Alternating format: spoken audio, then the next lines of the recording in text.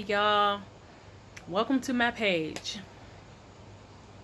So I don't really say these in my videos, but if you like anything on my page or you want to follow me and keep up with me, um subscribe, hit the notification bell so you don't miss another video, because I'm gonna be more persistent with these videos. So I've been wanting to talk about this for a long time, the topic of bullying.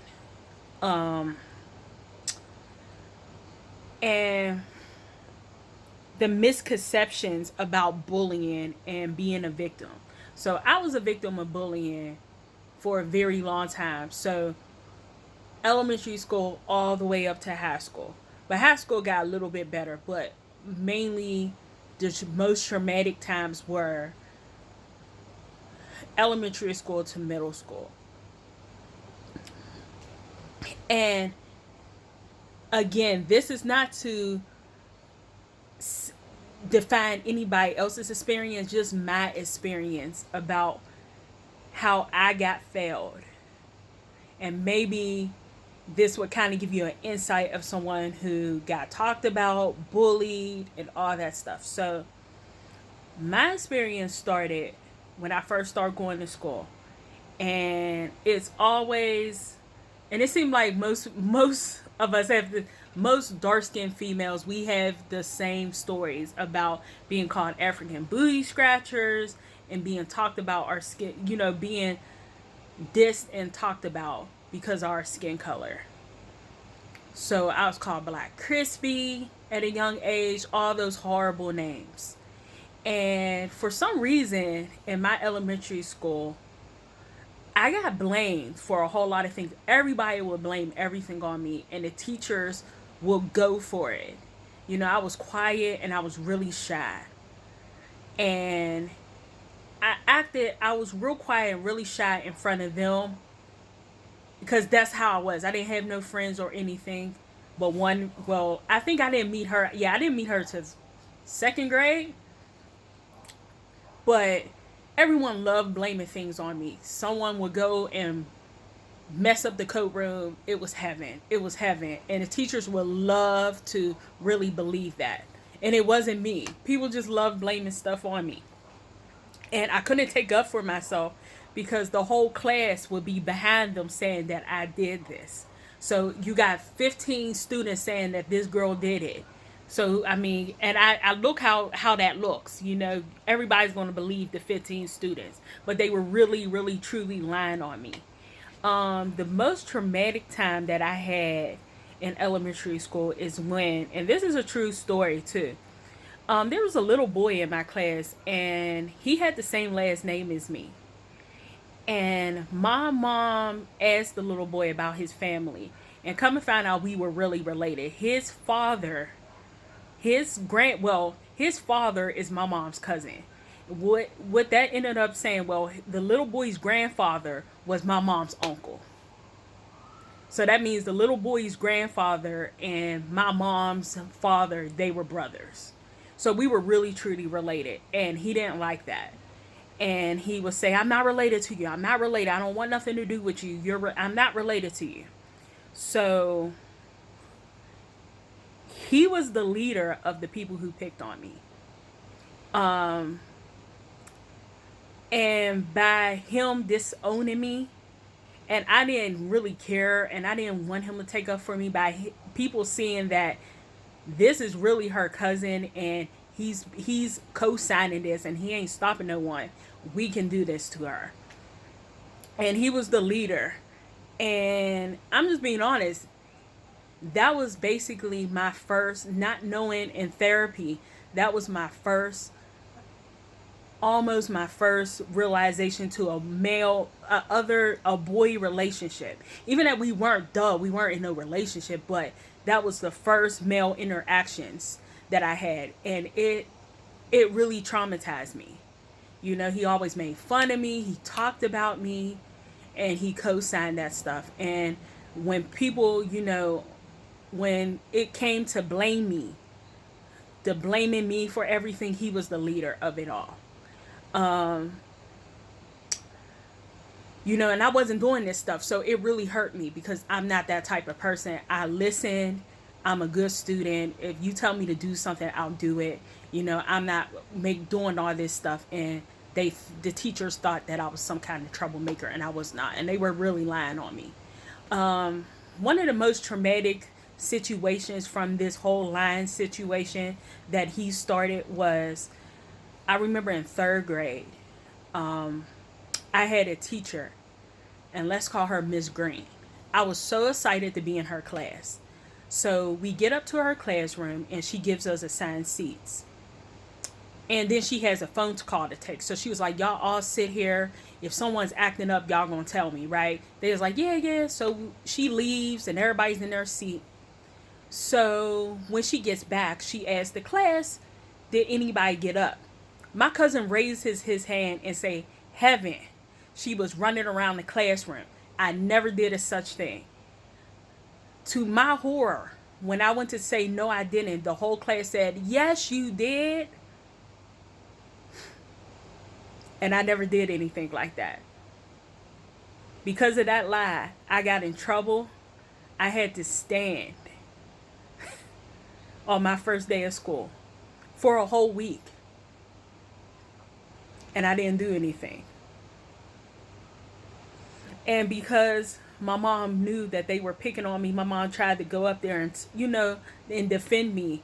And she got basically dismissed as a mother with a troubled student that she was taking up for. You know how you hear about a really bad student. He's really, a student that's really horrible, that's terrorizing the whole school. And you go and you try to call the mom, and the mom is saying, not my baby. So they thought my mom had like a not my baby syndrome. But I'm not like that. And I couldn't convince her. And my mom couldn't either.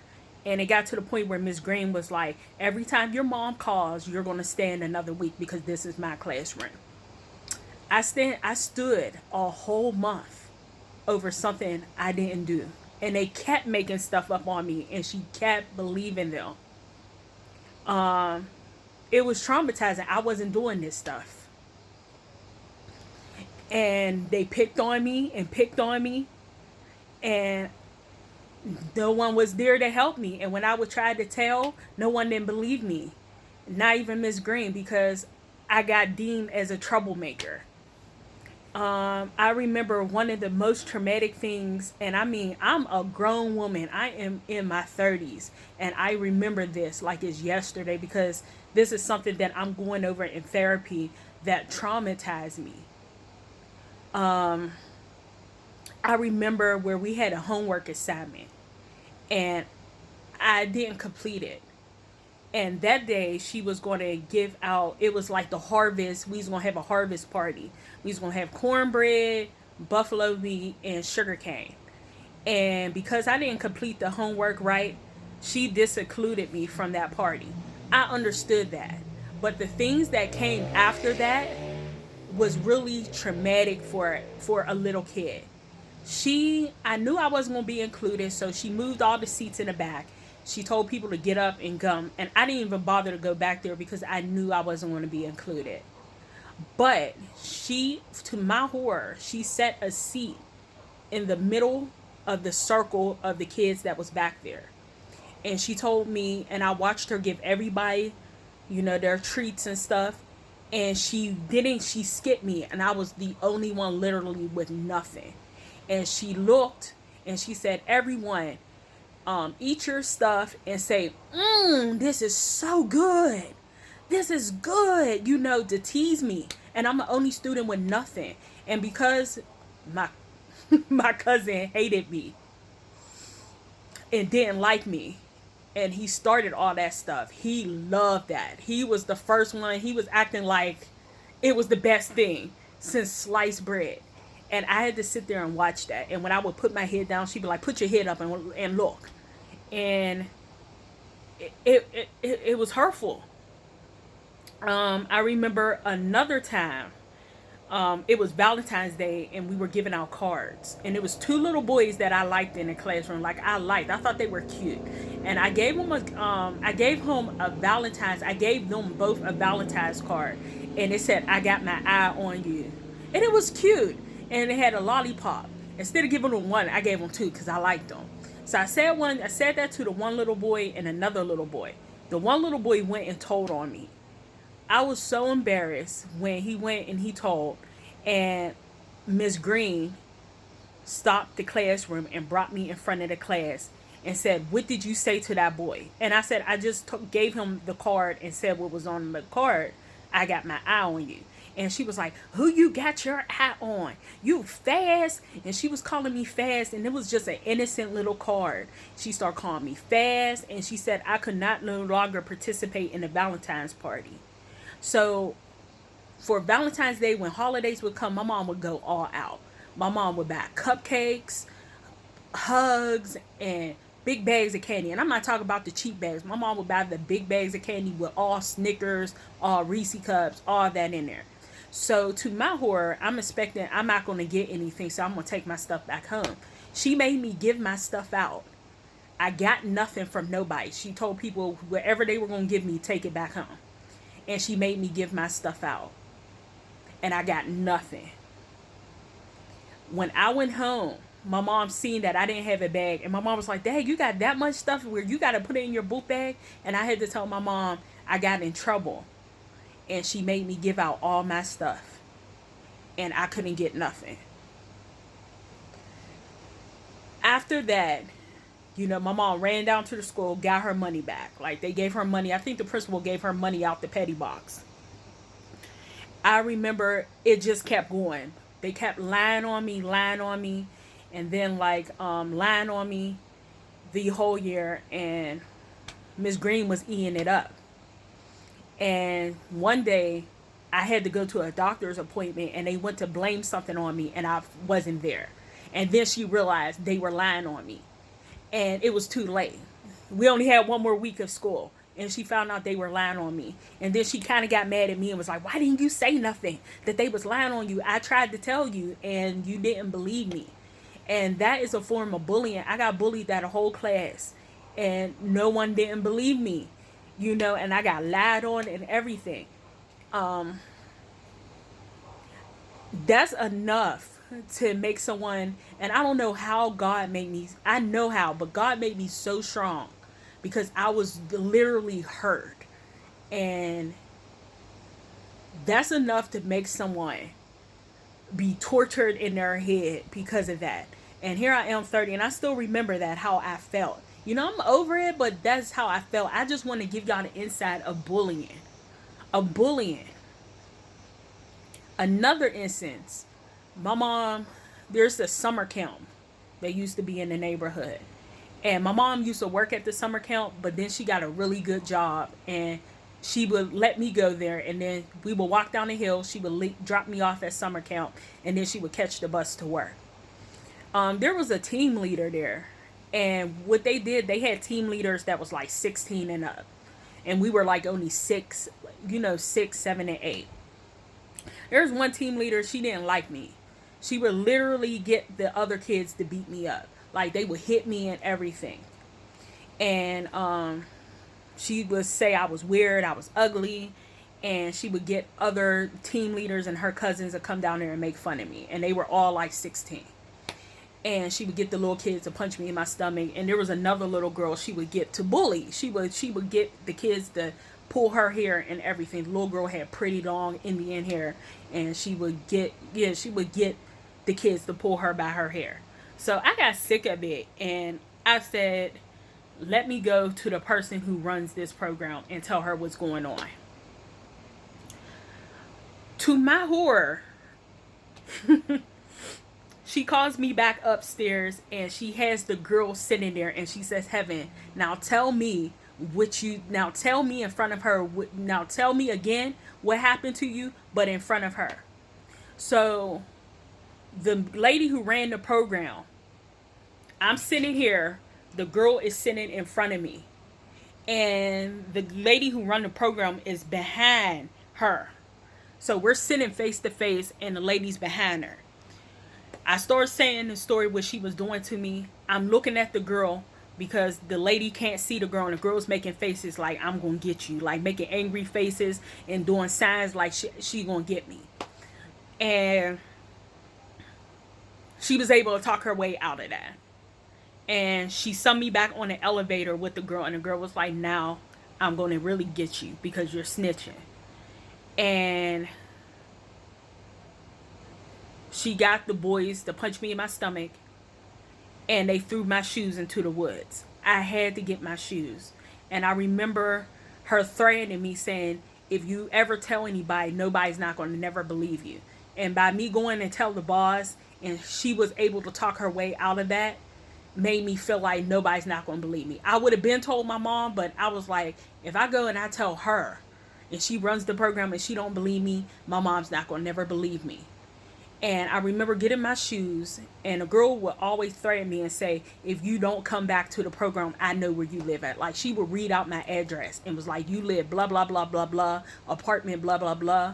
I would come up there and get you. And I was terrified. But I remember grabbing my shoes and was like, I'm not never coming back. I went back home because I had the key to my house and just never came back. You know, my mom, I didn't even let my mom know what was happening. She would walk me down to the program. I would wait till she got on the bus and just walk back up the hill and go home. That's another time that I got failed. You don't do that to someone who may have been bullied if they go to you as an adult. You don't sit there and put them in front of the person who's terrorizing them and say, now what did you say? That's the most scariest thing as a little kid. And that's just advice. Like, you don't do that. And I understand some little kids, but 9 out of 10, they're not lying about stuff like that. Especially when you know this is a nice little kid. They're not lying about nothing like that. And for you to put them in front of their victim, the person that's victimizing them, the person who's torturing them, and to say, now what did you say? And then let them be able to, and I was terrified. So I really didn't, I kind of told the story, but then again, I didn't, because she's in there making hand gestures that she can't see, threatening me. You don't do that to a kid. And that's what people don't realize about bullying. And that's how kids, just feel like they have nothing. And unfortunately, that's one of the causes of suicide. I just want to tell y'all from my experience, that's what I went through. I went through that again, that same situation in middle school. I got picked on. And finally, I went to tell the dean that ran that whole school what was happening to me. And he brought a security guard in there. And she acted like she was going to be as a saving grace. But really, she was behind my back and his back, telling the girls to get me. And I was down there snitching on them. And they knew everything that was going down in that office. And she was telling them to get me because I was snitching. And when I went to tell the dean what was happening and what I overheard and what was happening, he did the same thing to me. He brought her in front of me and said, now tell me what you heard. And I got victimized. And I knew I couldn't no longer trust him.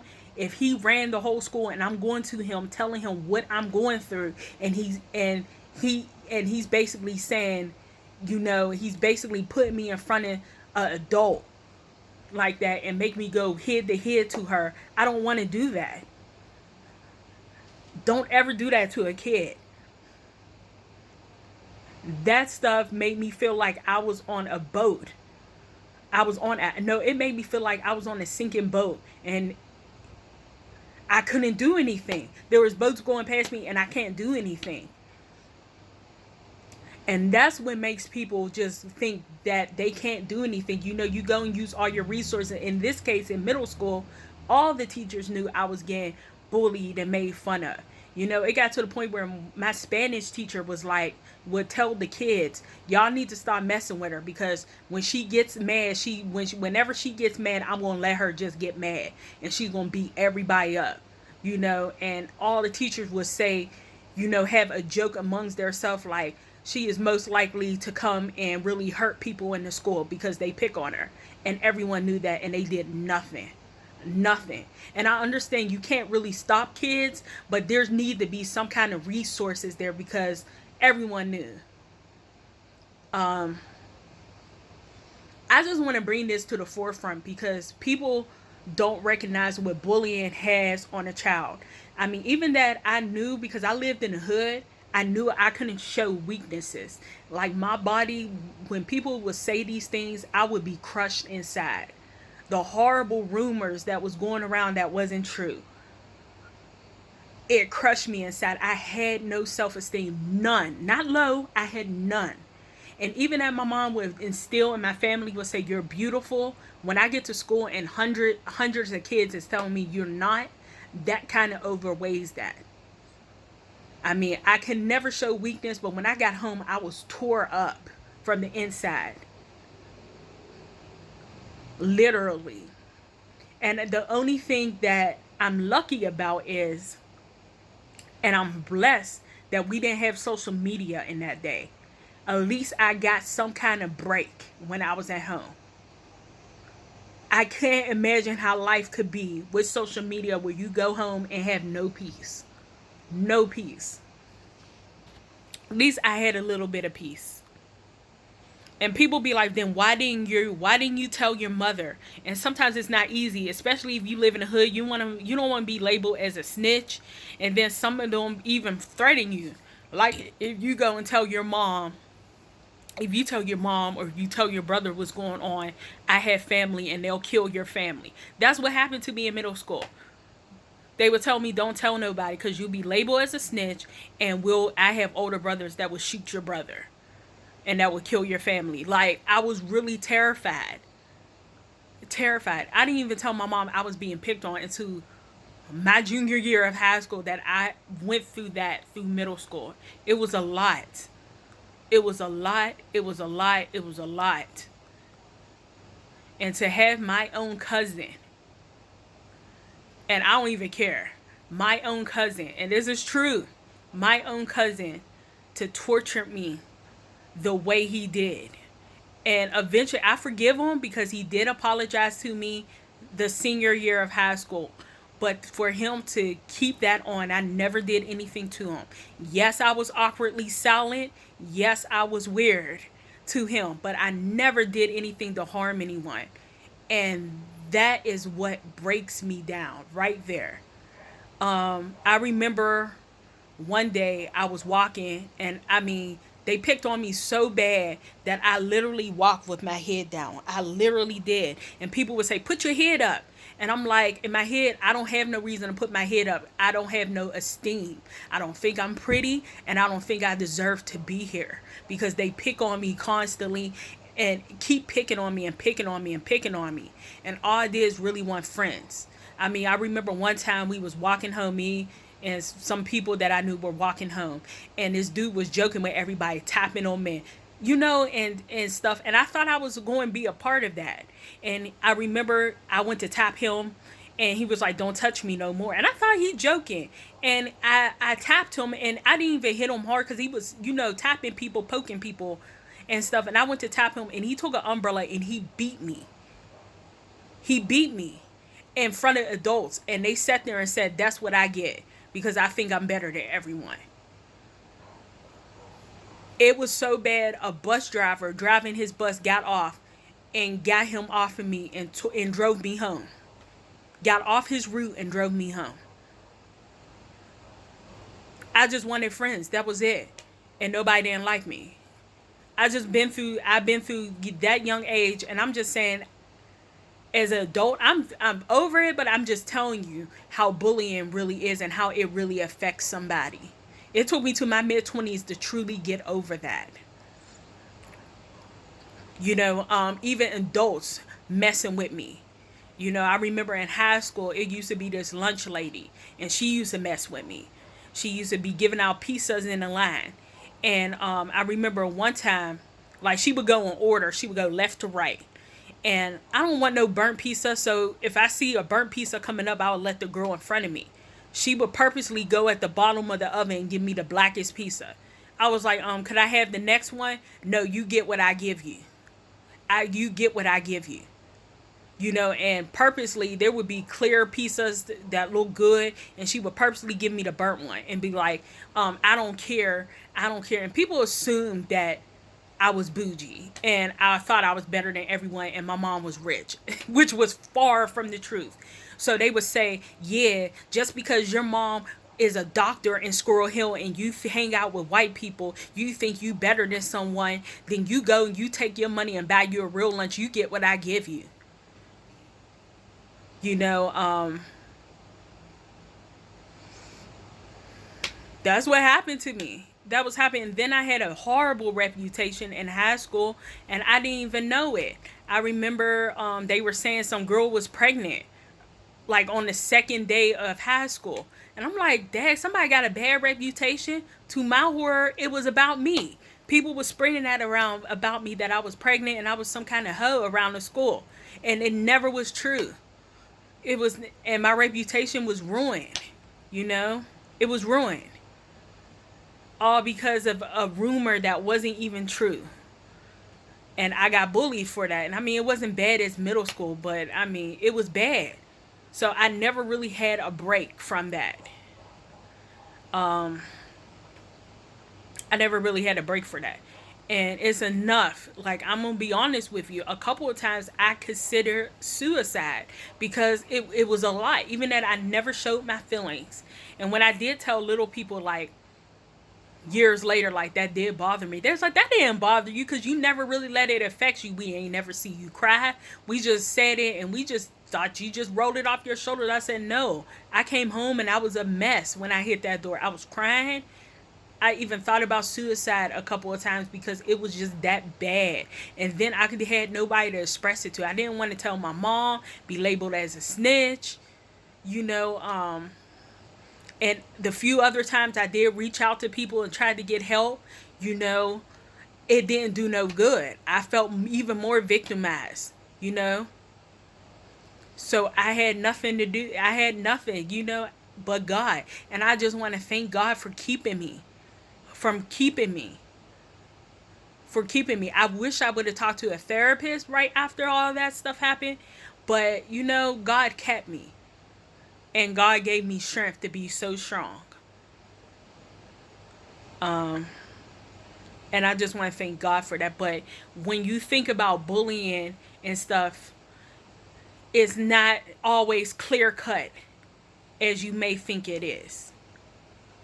That's all I want to say. It's not as clear cut. You know, and 9 out of 10, everyone knows that it's one child getting bullied. And you can always tell. And no one, I don't know what it is. People don't really like to jump in and do stuff about it. So that is my story about bullying. And if you like what I said or you kind of agree with it, go down in the comments, write a comment, write your opinion. If you do like this, if you like what I'm talking about, or if you like me and you're curious and you want to, you know, talk with me more, basically hit that subscribe button and that notification bell. And God bless you.